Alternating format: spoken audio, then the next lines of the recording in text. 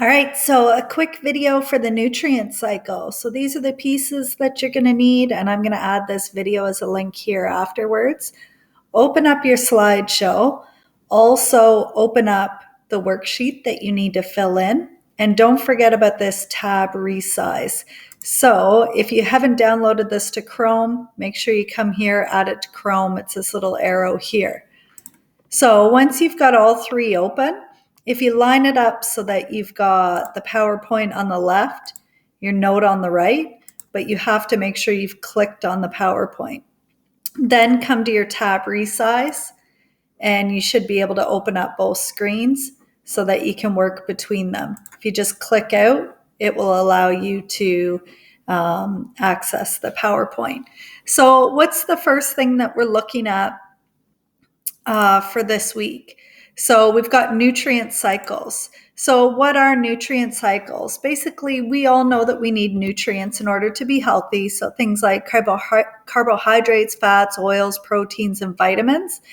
And how do we get those things? We get those things by consuming other things, whether those are plants or animals. So over in your note, you're going to fill in the carbohydrates, fats, oils, proteins, and minerals is already there.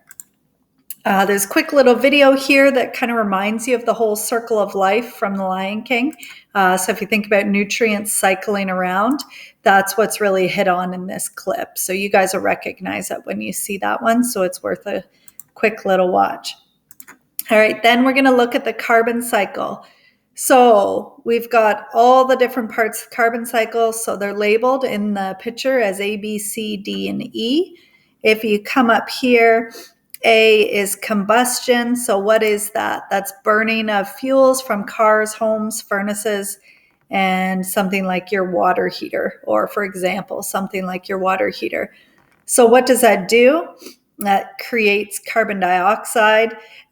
So B, respiration. What's going to happen with respiration? So right here, we've got animals need to inhale oxygen. And what do we all exhale? Carbon dioxide. So over here, you're going to write respiration. Next part. So if animals let out the carbon dioxide, what do plants do? Plants then take in this carbon dioxide. So plants take in the carbon dioxide in a process called photosynthesis. So you're going to write that here. And that's where plants take in the carbon dioxide that animals breathe out or that are coming out of combustion.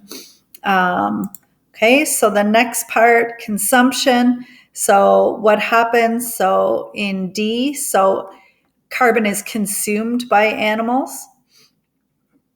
And then we've got decomposition, which would be right here, part E, where carbon is returned to the soil when an organism dies. So again, this little video is kind of a cute little one when you're thinking about the carbon cycle as well. Okay, so next part of our note, we're looking at photosynthesis and respiration. So what do we know about photosynthesis and respiration? Oh, yeah, I just want to make sure that was still recording. I couldn't see the little tap. Okay, so photosynthesis and respiration, they depend on each other. So if you go back up here, you see animals respire and plants use the process of photosynthesis. So they depend on one another. Over here, you've got plants. What do? They take in the carbon dioxide that animals are going to breathe out, and then they produce oxygen. So plants produce oxygen for us, and they do this by the process called photosynthesis. And then animals do almost the inverse process for that. So they take the oxygen that plants are producing, and then they breathe out carbon dioxide. And that happens in a process called respiration. The last thing that you're going to look at is the water cycle. So what is the water cycle? So the sun warms up the water, causing it to evaporate. So think about heating any kind of water product. What does it do? It starts to evaporate. And then the earth is going to lose water by transpiration.